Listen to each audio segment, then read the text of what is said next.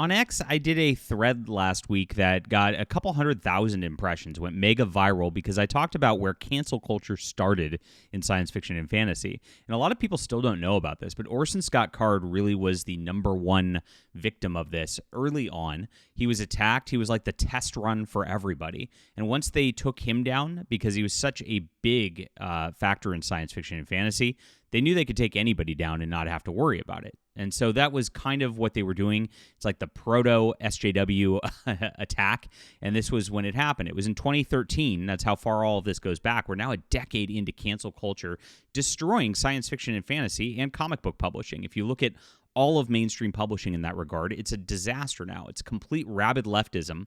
It's gotten to the point, it's so bad at this point, where I actually have some friends in the industry who are kind of moderate leftists who are not allowed to talk to me. I won't name names because it'll get them fired probably just for talking to me. But they told me that, like, you know, it got so bad even in 2016 that if you supported Bernie over Hillary as a leftist, you were ostracized from the publishing industry, and people were trying to cancel you there because, like, they really wanted a female president more than anything. That's how crazy it got, and that's how crazy it still is. Lots of people get canceled in publishing, even to this day.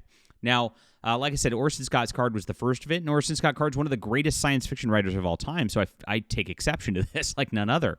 And the guy stood up for his Christian values. I've never talked with Orson Scott Card, never met him. I've just been a fan since I was a kid. And I watched this, and it's tragic to me even to today. So let's get into this and talk about what happened to him and where this all went and how this is an example for science fiction. Please smash that like and subscribe button. I talk about all things science fiction and fantasy here, guys.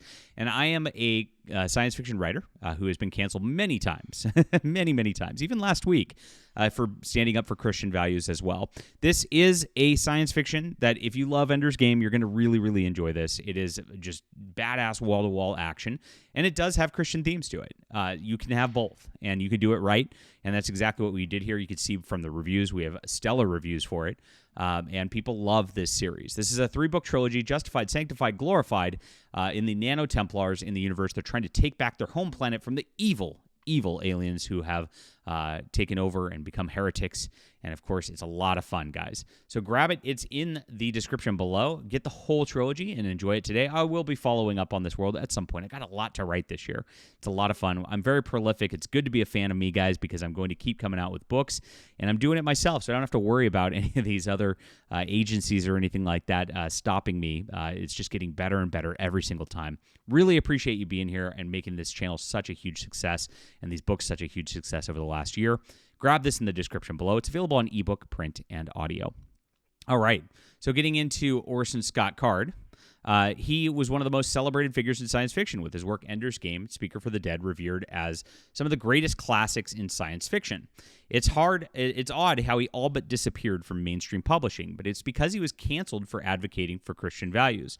I kind of looked at this because I noticed, of course, the trajectory Brandon Sanderson took, where he did the exact opposite. He forsook his values for wokeism, put it hard into his books, virtue signaled about it, virtue signaled against his church and everything else, and reaped the monetary rewards of that. That's exactly what they do, and they love it. They love to use a Christian or a Mormon to try to make like an example of somebody out there.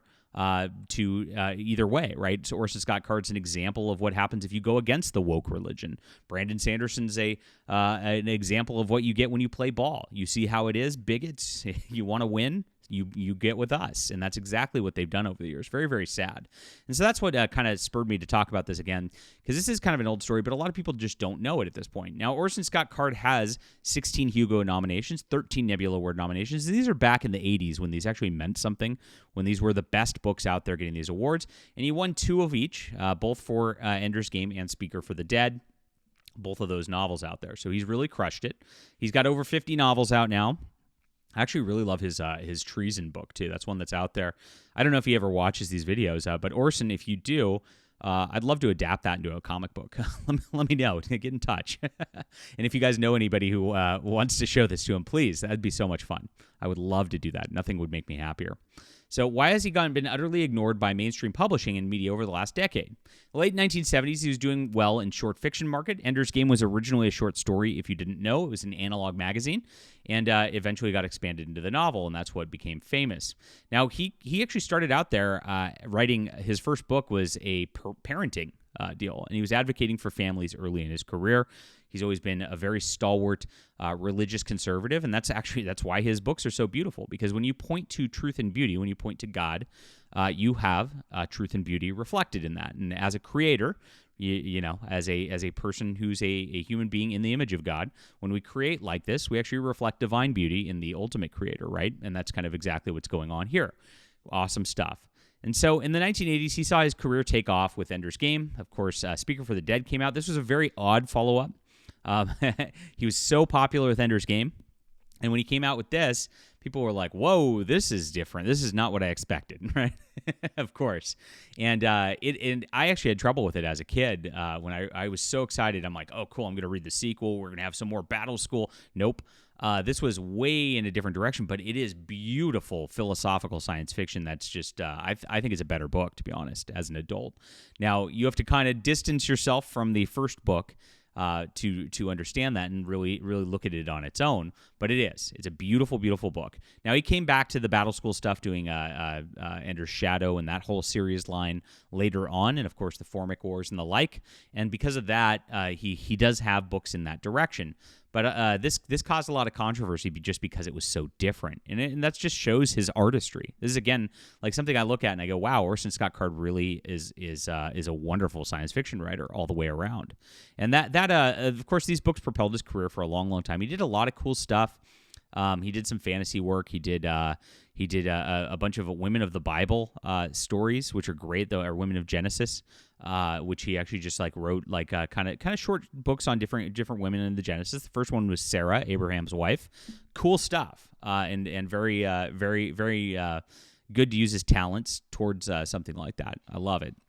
Continued to publish short fiction, and he actually made a magazine called Orson Scott Card's Intergalactic Medicine Show. That started in 2005, and actually, the best writers and the best fiction really ended up there, because as he went along, a lot of these other magazines went woke and started pushing this agenda over actually in people's identities over just the actual fiction. This was one of the few big magazines out there that just had the actual fiction. Sadly dwindled to 2019 and died because short fiction's not out there, and of course he's got no publicity. So Orson Scott Card really, once he got canceled, which I'm going to get into in a second, he just kind of retreated, and you don't hear from him much anymore, and it's really, really sad. Now, he was in comics. He got into comics. He did Ultimate Iron Man, an adaptation of Ender's Game for Marvel Comics as well. Great books here. Again, just shows his versatility as a writer. And then everything went crazy just because he wrote for the Mormon Times, a political blog. In 2008, California, that's right, California, voted on Proposition 8, a bill that affirmed marriage between one man and one woman. Card penned an article in favor of the law for the Mormon Times, which was then used to destroy him after the law overwhelmingly passed in California. That's right, the voters wanted it even. It was eventually overturned by court fiat without a vote, forcing homosexuality upon the populace. Again, this is wokeism. They force it upon you, no matter what. And that is what happens. So Card then went to DC Comics. He was going to write a Superman story, and he did write it. To my knowledge, it's done. And his artist there learned that he wrote this op-ed for had his own rights as a political thing, and his artist decided to revolt and try to cancel him and make a big stink about it. This guy's a terrible person. This is one of the original cancel pig, right? And so DC Comics then went and said, you know what, even though we got an issue or two drawn or whatever, we're just not going to do it. We're not going to put this out. We don't support homophobia. Bye.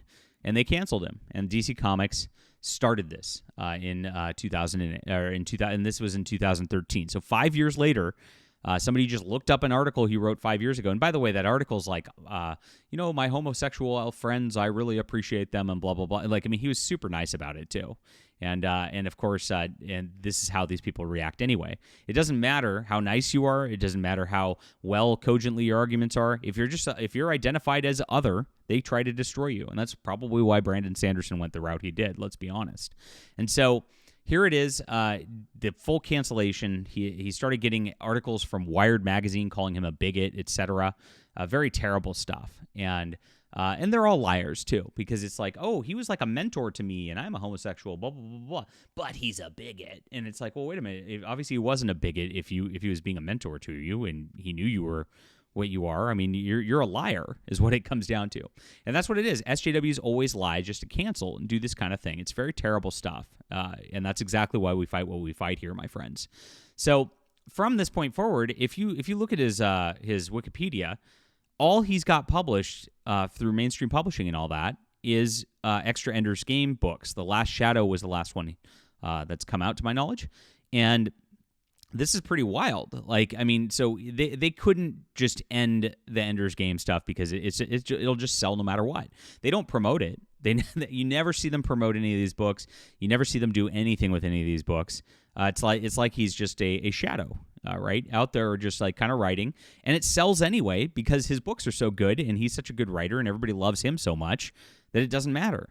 So these little cowards in the industry like just won't publish any of his other work. Basically, that's what it seems like at the very least, and it's all because of him taking a stand for Christian values and him just saying, you know what, enough's enough. We don't need to push this agenda. We don't need to promote this agenda at all. And that's what it is. They not only are you having to be tolerant and whatever, because he's clearly tolerant. He even had one of these people as his that he was being a mentor towards.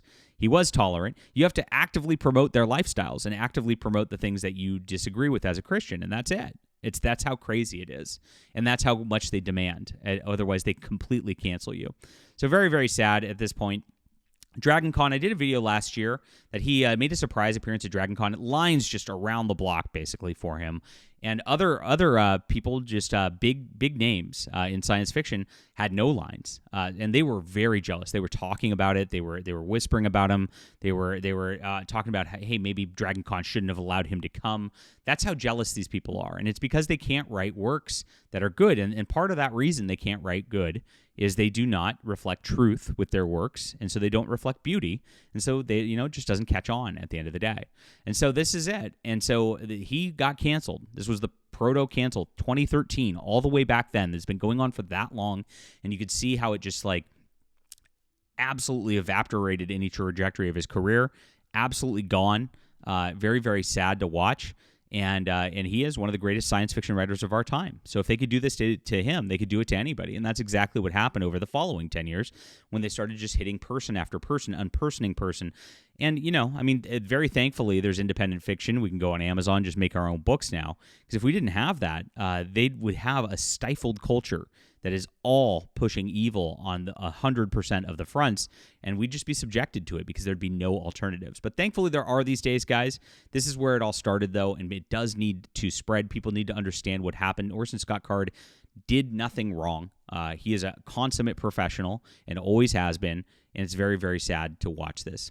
All right, leave a comment down below with what you think about this. Please hit the like and subscribe button, guys. And do check out my Justified Saga, the Nano Templar series, guys. You are going to love this. It's in the description below, ebook, print, and audio. All three of them. Get the whole trilogy today. Thanks so much for supporting alternative fiction. And we will win because we have the truth on our side. We'll be back soon.